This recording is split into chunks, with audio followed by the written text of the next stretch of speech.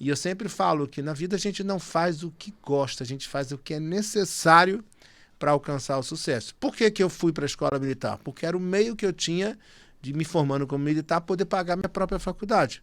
Então a estratégia era essa. Era essa, eu não fiz o que eu gostava, eu fiz o que era necessário. Tinha que ser feito, né? Não, porque eu não gostava de ser militar. Porque como você como militar, nada contra, eu aprendi muito lá. Mas você como militar, você não importa o quanto você sabe, o quanto você estudou, você é visto pela sua patente. Se você é terceiro sargento, o cara é segundo sargento, ou é um terceiro sargento mais antigo, quem manda é ele. Mesmo que ele seja menos preparado que você. Então essa hierarquia militar baseada na patente, na marca, na patente ou no tempo de casa e não na meritocracia, para mim me chocava plenamente. Então, desde o primeiro dia que eu entrei na escola militar e me formei sargento, eu já queria sair de lá. Então me formei como sargento, voltei para o Rio de Janeiro, para vigário geral, voltei a morar na casa do meu pai, porque o sargento não ganhava tanto assim, mas foi com o soldo de sargento que eu consegui fazer a minha própria faculdade. Eu fui lá para a universidade, uma faculdade particular. Você passou quanto tempo, Renato, Como sargento? Eu entrei em 86, me formei em 88, fiquei até 1994. Eu ainda fiquei 6 anos 6 anos lá, né? Por quê? Porque foram 5 anos fazendo a faculdade. Sim. E eu fiz a universidade... Conseguiu conciliar, então. A Universidade Cândido Mendes, na Rua Assembleia Deste, Faculdade de Direito. Aí logo que eu me formei em Direito... E por que Direito, Renato? Porque eu tinha muita gente na família que tinha feito Direito. Meu primo era promotor, meu pai também já tinha feito Direito. E eu gostei. Por exemplo, eu nunca me via habilidade na área médica. E hoje, talvez se eu voltasse atrás, se eu não fosse fazer direito, talvez eu fosse fazer marketing, talvez eu fosse fazer publicidade, que são coisas que eu gosto muito. Sim. Mas o direito foi o caminho que eu vi. Meu pai era, meu tio era, meu primo era. Eu vou fazer direito. Perfeito. E aí escolhi direito, fiquei 5 anos, terminei a faculdade de direito, aí foi meu primeiro casamento, me casei. E logo depois eu passei no outro concurso, foi minha segunda experiência no concurso, que foi para oficial de justiça avaliador da Justiça do Trabalho. Eu fui ser oficial de justiça da Justiça do Trabalho no Rio de Janeiro. Aí começou a minha ligação com o direito do trabalho. Né? Perfeito. E aí, só que o salário de oficial de justiça era mais ou menos 3 vezes que eu ganhava como sargento. Então, foi muito bom. E aí você fala, Renato, você adorava ser oficial de justiça? Não, eu odiava ser oficial de justiça. Não gostava. Por quê? Porque o oficial de justiça, principalmente na Justiça do Trabalho, ele só traz má notícia, ele vai para te executar. Então, o oficial de justiça na Justiça do Trabalho, ele vai o quê? No momento da execução, ele vai lá, você está citado aqui, você tem 48 horas para pagar, se você não pagar, eu vou voltar e vou penhorar bens, tantos quantos baixos para satisfazer a execução. Quem é que gosta de oficial de justiça? Realmente complicado. Raramente o oficial de justiça te traz uma boa notícia, só te traz uma má notícia. Então você acaba assimilando toda aquela carga, aquela energia negativa. Mas, novamente, na vida a gente não faz o que a gente quer, a gente faz o que é preciso para alcançar o objetivo. Tem que ser feito. E ser sargento aeronáutico era o meu segundo trampolim. Eu já tinha sido sargento, ser oficial de justiça era o meu segundo trampolim. Mas meu você já tinha esse discernimento que não era algo que seria continuar. Ah, com certeza. Porque muitas vezes das pessoas, né, quando chegam num patamar como esse, tão jovem como você chegou, ali já poderia se acomodar e ficar ali mesmo e continuar dessa forma. Zona de conforto nunca foi meu forte. Eu sempre fui incomodado, sempre. E aí o primeiro trampolim foi ser sargento aeronáutico, o segundo trampolim ser oficial de justiça, e aí depois veio o terceiro. Eu comecei a estudar e em 2001 eu passei no concurso para procurador do trabalho, do Ministério Público do Trabalho. Não tinha vaga no Rio de Janeiro, eu escolhi Recife. Foi quando começou a minha vida aqui em Pernambuco, no Recife. Perfeito. E Recife, Pernambuco, eu costumo dizer que Recife foi a minha cidade maravilhosa. Apesar de ser carioca, o pessoal diz que o Rio de Janeiro é a cidade maravilhosa. Sim. Tem até música para isso. Para mim, a cidade maravilhosa foi Recife. Foi Recife que eu construí a minha carreira como jurista, como procurador, como professor, como escritor. Então, para mim, eu sempre falo, eu sou muito grato a Recife, que Recife, para mim, foi a minha cidade maravilhosa. Lá eu comecei como procurador do trabalho. Logo comecei a dar aulas de direito do trabalho e processo do trabalho. Eu comecei a dar palestras também. Foi lá que eu escrevi meus 7 livros. Escrevi meus livros na área de direito do trabalho. E me tornei assim, e dava aula em muitos cursos, me tornei uma referência dentro do direito do trabalho. E comecei a dar aula em muitos cursinhos. E como eu era do Ministério Público, muitas vezes eu dava aula nos finais de semana. E como é que era para conciliar isso, hein? Dava, né? Eu sempre fui ágil em relação a isso, mas me virava nos 30. Tinha sempre uma assessora para ajudar e tudo. E normalmente durante a semana eu dava aula à noite e final de semana. Só que às vezes final de semana eu viajava, às vezes ia para Fortaleza, às vezes ia para Maceió, às vezes ia para Natal, para João Pessoa, para dar aula nos cursos. Naquela época ganhava-se bem dando aula presencial, não tinha ainda os cursos online. Né? E aí eu também fiquei muito conhecido com os livros. O primeiro livro foi o Direito de Trabalho para Concurso Público, eu cresci muito. E eu tinha uma característica, eu me tornei um empreendedor jurídico por intuição. Porque eu não era advogado, mas eu era procurador.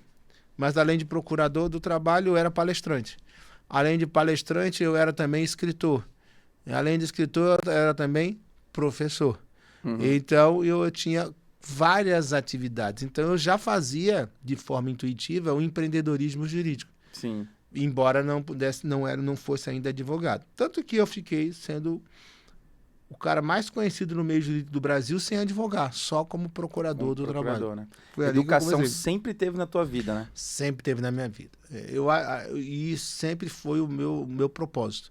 Sempre teve a educação, teve junto comigo, colada na minha vida. O que aconteceu? Em 2009, no Recife, eu acabei me divorciando, depois me casei novamente com Michele, que é minha esposa até hoje.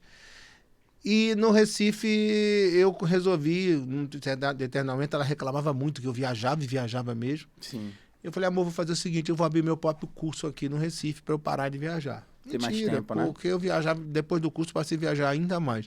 Caramba. Mas eu resolvi montar o meu curso. E aí, em janeiro de 2009, eu vendi tudo o que eu tinha, peguei adiantamento de direitos autorais, vendi tudo o que eu tinha e montei o SES, que era o Complexo de Ensino Renato Saraiva. Naquela época, você tinha os cursos presenciais, que bombavam, e tinha os cursos via satélite, onde o aluno ia para a sala de aula, assistia a aula no telão. E tinha um curso gigantesco lá. Você tinha o LFG, você tinha o Damásio, você tinha o Marcato, você tinha o Pretório, você tinha o FMB, cursos milionários. Muito grande, né?